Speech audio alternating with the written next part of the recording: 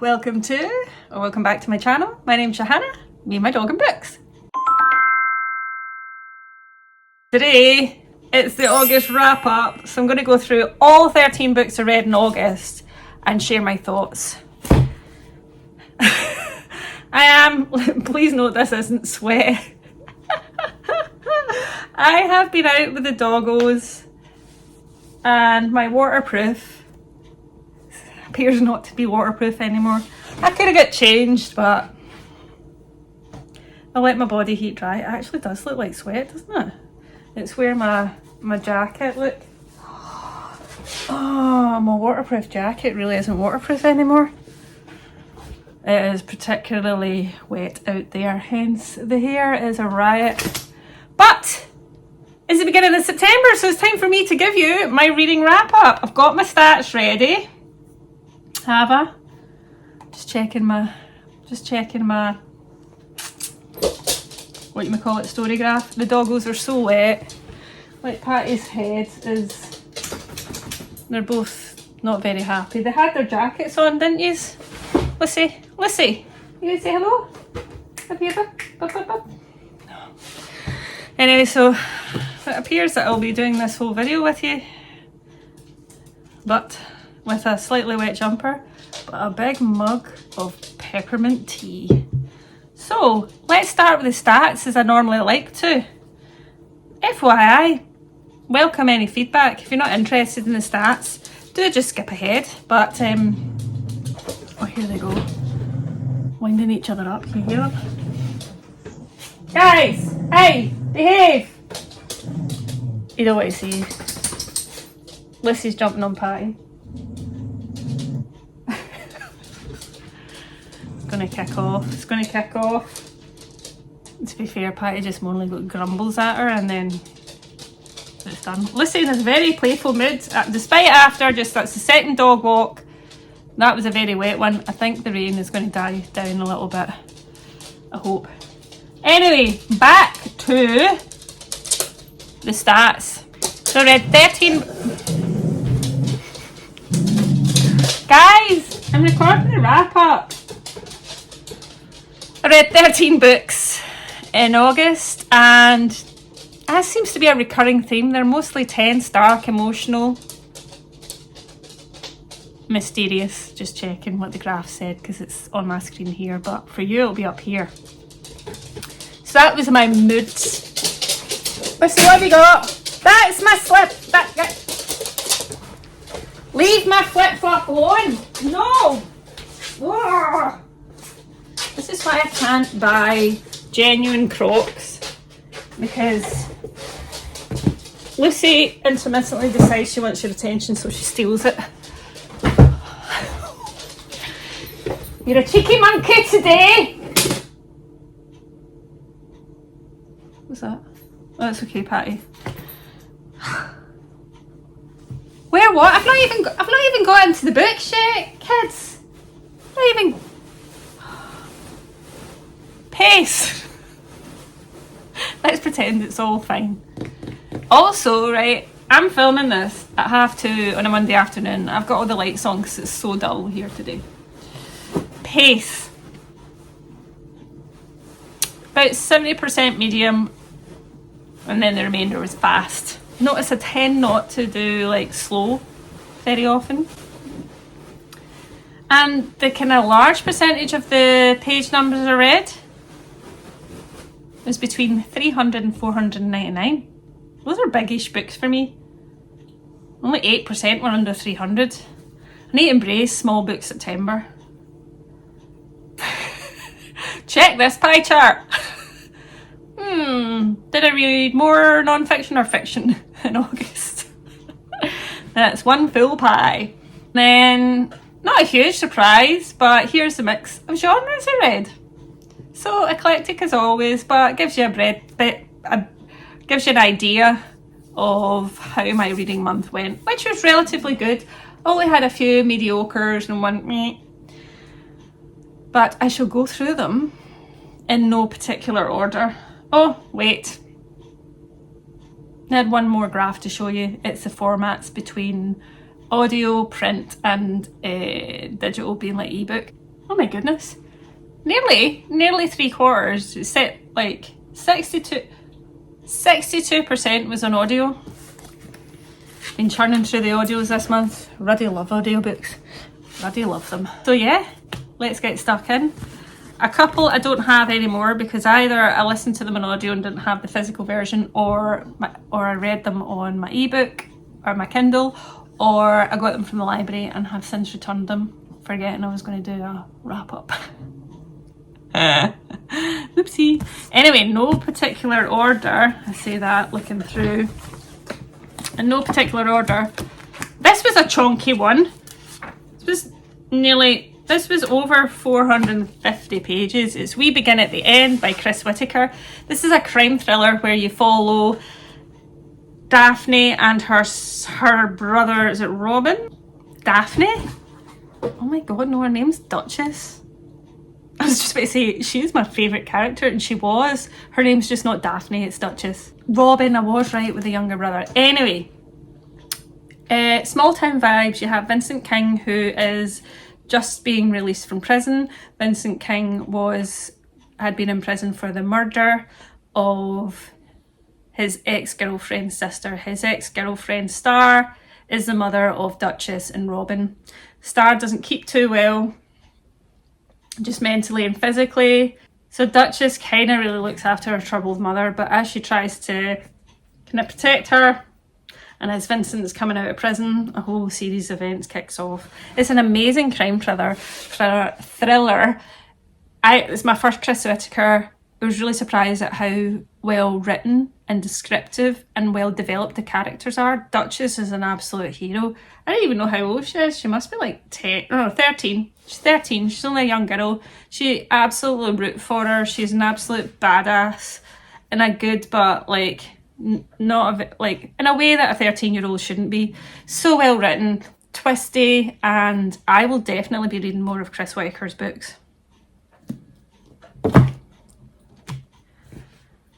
Time for some mint tea. Honestly, the rain outside is horrible. Although I don't mind if I'm indoors. I just don't want to get wet. Next up is a book that I got gifted to me by HQ Stories. It's You'll Never Be Me by Jessie Sutanto. Jessie Sutanto is the author of the Aunties series, like Diary for Aunties, 4 Aunties and a Wedding, as well as Vera Wong's, which is my favourite, and I can never remember the long title. Yeah, Vera Wong's Unsolicited Advice for Murderers is my favourite of hers. She's also written YA. She wrote a thriller before this one called I'm Not Done With You Yet, which I didn't really like. But I was given this, You'll Never Be Me. You follow Meredith. Is it Meredith? I think so. Meredith is an influencer, and she takes another sort of influencer, or kind of wannabe influencer, Aspen, under her wing. Aspen overtakes her in the level of influence. Aspen gets married, has kids, and she becomes a mum influencer and appears to have the perfect life. And then Meredith discovers that actually some of the authenticity of Aspen's online life is rather fake, and so she decides to take a bit of revenge. That's the premise. I mean, I didn't not enjoy it. It was a good read. It was an easy thriller. I read it in 24 hours, so that says something. And also I do find the influencer trope a really interesting one to read, especially in this where there were really high level mum influencers. You know, like it was their full-time job. So that whole world absolutely fascinates me, as I find it really bizarre. I say that knowing the irony of me creating content on a booktube channel, but I do this because I love books and I want to talk to more people about books, and most people in my real life aren't as bookish. So this is about finding my people as opposed to ever becoming highly influential whatsoever. So this is why I find that premise really interesting. It's a good page turner, it's twisty, I enjoyed it, didn't love it. A page turner I did love, and it's a twisty thriller, is The Last Mrs. Parrish by Liv Constantine. Liv Constantine is actually a sister duo who wrote this book together. The cover of this says summer vibes, but I can categorically tell you that you could read this any time of year. It's not like a summer thriller. I mean, it is it's an any season thriller, but I just thought I'd clarify that because we're going into autumn. We are in autumn. I'm fully embracing autumn, but don't let this put you off because sometimes some people are more seasonal mood readers and might be in... Anyway, that's by the by. This was way darker than I ever expected. You have Daphne Parish, who is married to a handsome, successful man. She's got 2 kids. She looks like she's got the perfect life. She's part of the elite. And then you've got Amber, who sees this life, and you know, she participates in the kind of charity fundraisers that Daphne Parish undertakes, and that's how she gets her in. That's how she gets her into getting to know Daphne. So she decides she wants to get really close and embed herself in Daphne's life. So at some point she can literally take over Daphne's life. And that's all I'm going to say. And I'm going to say no more than that. Clearly that's what I just said I was going to say. But don't read any more reviews. Don't read any reviews in Goodreads because I do think some of them have got some spoilers, which is a bit meh. And they're not marked as spoilers. There are jaw-dropping twists in this book, and it doesn't sound... Well, I suppose someone wanting to steal your identity in a really overt way, as in, you know, not just from afar, but your entire life. It's dark, but this gets darker on a level that I did not expect. I thought it was so clever. And the ending is chef's kisses. This is easily 4.5 out of 5 stars. Then I did a reread of Heartstopper. I've not read this for a couple of years because I was going to see Alice Oseman in August at the Edinburgh Book Festival, which hopefully you've seen in one of my weekend reading vlogs. I thought it's time to reread this series. Reread as in I think I never got to volume 3, can't remember, but reread this on the train home, and it's a wholesome, beautiful boy meets boy romance, and Nick and Charlie are just beautiful. And I'm now on volume 2. Alice Oseman has an amazing way of writing young adult fiction that is so relatable, and I wish it was around when I was a young adult. But in saying that, it transcends age. This is just lovely. Then I read, and I actually got signed by the author. Well, I think I ordered it from Waterstones. I didn't actually see the author. Private Rites by Julia Armfield. So this is apparently like a kind of modern day kind of retelling of King Lear. I can't confirm that because I know nothing about that story or like even what it's about at all. So if you do, there you go. And Julia Armfield's writing is beautiful. She writes amazing queer contemporary fiction. I would say this is slightly speculative, maybe, because it's set in a pre-apocalyptic world where, you know, climate crisis is very much visible to, I think it's set in London. Yeah, the West anyway. I mean, it's very much visible to anyone out with the Western world, but that is another rant. You follow three sisters, let me hope so, otherwise I'm saying the wrong thing, who, following the death of their dad, all of which had a very tumultuous, is that a word? Relationship with their father, and they're coming together and dealing with the grief of a dad who was basically profiteering. You see, he designed like homes, and he was an architect and designed homes that could withstand, for very rich people, that could withstand the symptoms of the climate crisis, like flooding and stuff like that.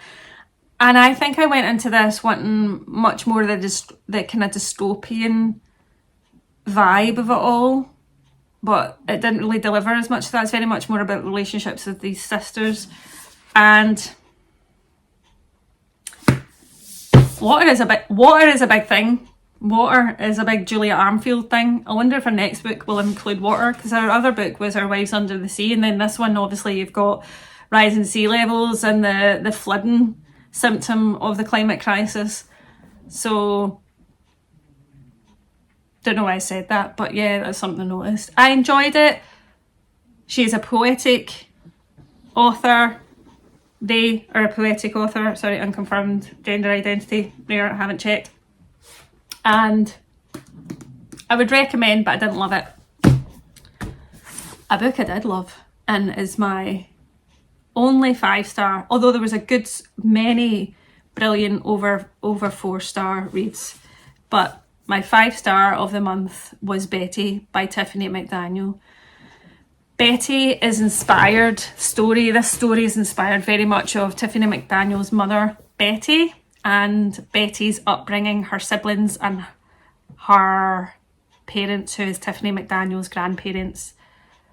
Her grandfather, Betty's dad, was of Cherokee descent. Well, he was Cherokee, and his whole family were Cherokee, so he had Native American heritage and culture, which was one of my favourite parts of the story, and how he translated and shared that heritage and culture with Betty as a young girl was beautiful.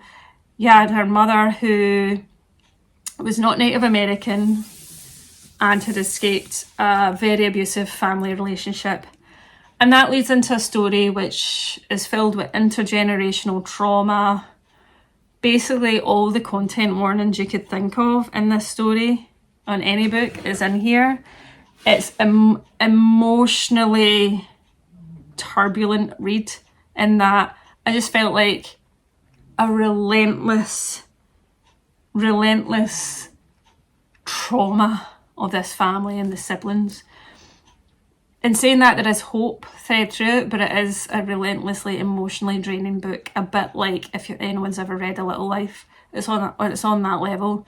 It emotionally destroyed me, but I thought it was utterly beautiful. I will read everything Tiffany McDaniel writes. I love her storytelling. She's poetic. This was brutal, but it was beautiful.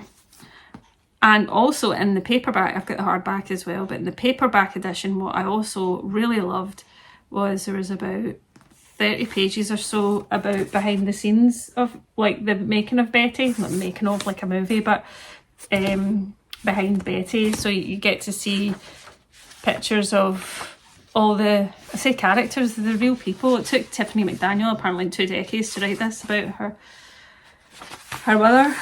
There's Tiffany McDaniel there. It is a story that is difficult to read, but I highly recommend it.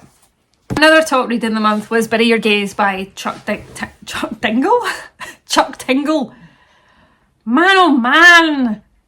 This author writes amazing queer horror. I adored this book. You follow Misha, who's like a jaded Hollywood, he's a jaded screenwriter. He's just been nominated for an Oscar, so his career's about to go, but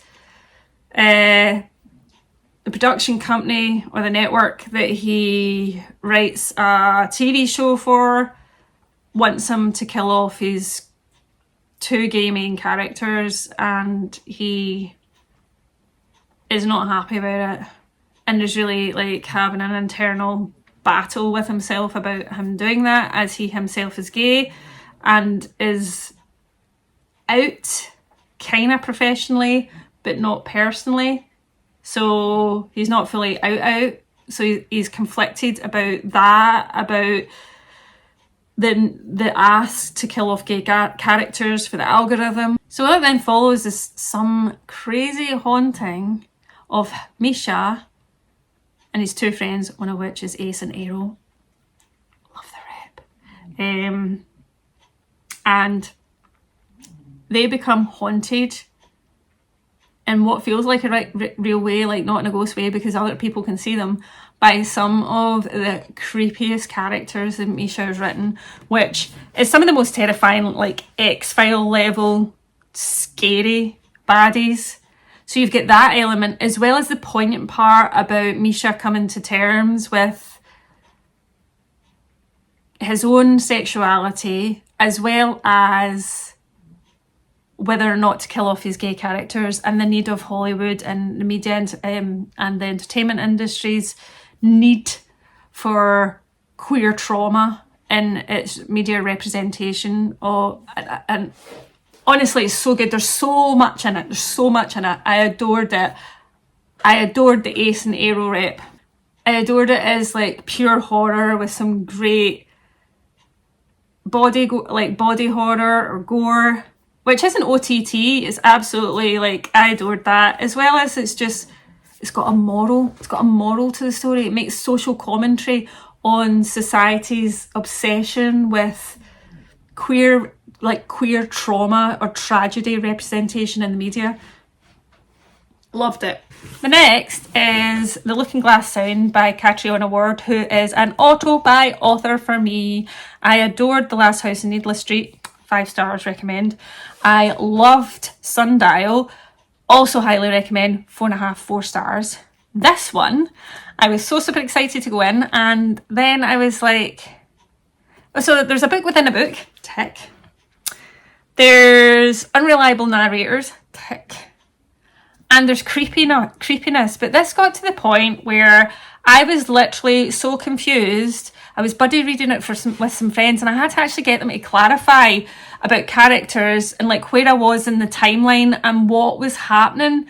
And I'm okay with that to an extent, because Catriona Ward's kind of got an MO for that. Last House in Needless Street, a prime example. But it paid off for me. This didn't pay off for me. I still came out the end going, I'm not really sure what I read. I'm not really sure what happened. And you know that way you start to go, maybe I'm not clever enough for it. No! It's not that. It's that you, Catriona, made it too complicated for me. Why? I was really disappointed in saying that. It's a good read. I think if you actually get it, you'll find it much more enjoyable. I just struggled. And I don't want reading to be hard. It's not homework. Anyway, after reading some of those heavy ones, I was like, I need a palate cleanser. I need some cozy mystery. So I picked up, totally randomly on audio, Murder on Cape Cod. This was exactly what I needed. It was a wonderful, cozy mystery set in the island of, or is Cape Cod a peninsula or an island? Can't remember. I have been once before. Who knew? It was so far away, but it was delightful. And it was pure escapism. I loved the characters and the romance, which I struggle with in books, and especially I think cozy mysteries can be a bit romantic, like be half the plot. So I'm not really here for that. The romance was light, and it was exactly what I needed. It was an absolute palate cleanser and a joy to read. Oh, and it's a cozy mystery that's set around a book group. What's not to like? Then I picked up book 2. Was it Murder at the Taffy Shop? Same characters, same place, different murder. But yes, the romance got heavier, not in like a spicy way, but there was just more of it, but also slightly like, just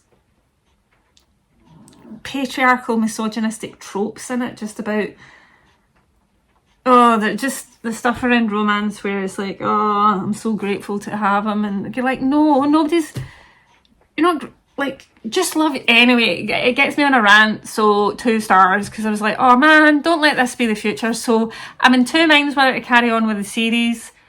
I might try book 3, and if it's more of the same with our relationship with the other guy that I literally have got no interest in, I can't remember his name, then I'll bow out. But I might give, because I really enjoyed book 1. The next one was a totally surprise read for me. It's Margo's Got Money Troubles, and you follow Margo. Favourite character from reading this book. She is a very young newly single mum who's struggling with life and financially. So she turns to OnlyFans to try and make money. And the drama ensues, as well as some humour, but also quite a lot of judgment from those around her. But she becomes very successful, and she also is kind of reunited in a strange way with her estranged father, and so much happens in this book. I really enjoyed it. Margo is a phenomenal character, and I was rooting for her from day one. She's been treated really... She ends up being pregnant because, like, she had an affair with a college professor, and he quickly was like, get rid. And she was like, actually, no, I want to have a child. So she has it. And the judgment that comes for her from those around her and society is a very clever message about how we're all quick to judge people. But it's done in such a hopeful, emotive, funny way as well. Her success in OnlyFans is amazing to watch, and even though you're seeing her struggling, and she's a new mum, she's coming to terms with that and her little baby, and all of this you watch happening and is written in a way that is filled with tenderness and humour. Surprised me, it's emotional, it's funny, and it's feminist at heart. I highly recommend it. It's my first book by this author, and I'll need to check out more of theirs as well. The next was another surprise one. Only because sometimes I pick up these books, I don't even look at the synopsis. I just go, I'm in a mood for this kind of genre, or the title and the book cover got it for, you know, kind of resonated with me. This one was The Disappearing Act. I don't think I've read any Catherine Steadman books before, but I can't confirm. Certainly if I have, it's maybe only one, I can't remember. So I went into this, and you look at the cover and I'm thinking, oh, maybe it's the last of summer thriller vibes. It's actually just not really a summer thriller. It can be read at any time. It's just because it's set in LA. So you follow this English actor who her marriage, I think, has just kind of fallen apart. Her husband was having an affair. So she's like, oh, well, if there was ever a time I was going to go to Hollywood and have a go at it, there is now. So that's the background. She goes to Hollywood. She starts doing auditions, and she's at this audition where she bumps into, I think the character's called Emily, but I could be wrong. So many books this month, I can't remember clearly all the characters' names. Anyway, Emily's about to go in for her audition and says to our main character, can you take my car keys and my card and go and top up my car for me, please? Now, if you know anything about LA, nobody goes anywhere without a car, yada yada. So she helps out. She goes, no problem, goes and but when she comes back, Emily's no longer there. Nobody has any recollection of seeing her. And so all of a sudden she's like, but I've got this person's car keys and their card. Who leaves that with someone? So she takes it upon herself to try and figure out who Emily is and where she's gone. Did she ever exist? There we enter into a spider web of secrets and different identities, and it gets pretty dark, and it is full of twists I didn't expect, and I bloomin' enjoyed it. It was a solid 4 out of 5 star read for me, and I highly recommend. So I'll definitely need to check out more of that author. If anybody has read any books by this author or a few other ones that I've really enjoyed and has any other recommendations for me, do tell me. I would love to know. And last but not least, I did actually own a hardback copy, but I took it into the free library at my work last week, forgetting I was doing a wrap up. So someone else has got the book now, and hopefully they shall enjoy it. It's Hagstone by Sinead Gleeson. If you look at the cover, I was expecting gothic, isolated town horror vibes. It didn't quite deliver that. You follow artist Nell, who lives in a remote island, and she's invited to this women-only commune that people know about but know little about. She's an artist, and she wants to go along and use her art to tell their story. But soon enough, Nell realises she's trying to discover the truths about this commune. And from that point of view, I was like, oh, I'm here for this, like commune, cultish vibes, remote setting, yes. But we just didn't get enough of that at all. I actually just felt it really didn't deliver. Like, it almost felt like it scratched the surface of the story that I wanted it to tell. There was also like subplots where you had like a Hollywood documentary maker, I think, or who was going to make a documentary about that, the commune, which kind of throws what Nell was going to do. And then Nell's got a slight love interest on the island.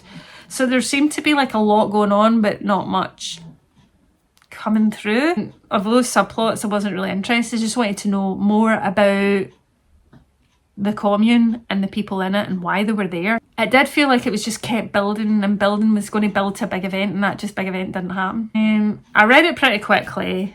I just wish it had been what I hoped it was. So that there was my August wrap up, with a few missing because I don't have them all here with me. And it was a pretty decent month, I would say. Some solid reads, about just under 6 were 4 and above. You can't knock that. That's pretty good innings. So now I'm about to enter the fully fledged official spooky season, because spooky reads are for all year round. So let me know if you want me to do a September hopefuls. I can get that in the bag. If not, I have other ideas, don't worry.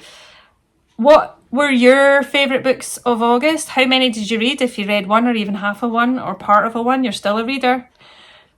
Let me know if you had any faves. Let me know if you had any disappointments. Let me know if you've read any of the ones that I've read, or have any of the ones I've told you about piqued your interest. Let me know if you've got this far. Give me a rain cloud emoji. Only because it's raining right now.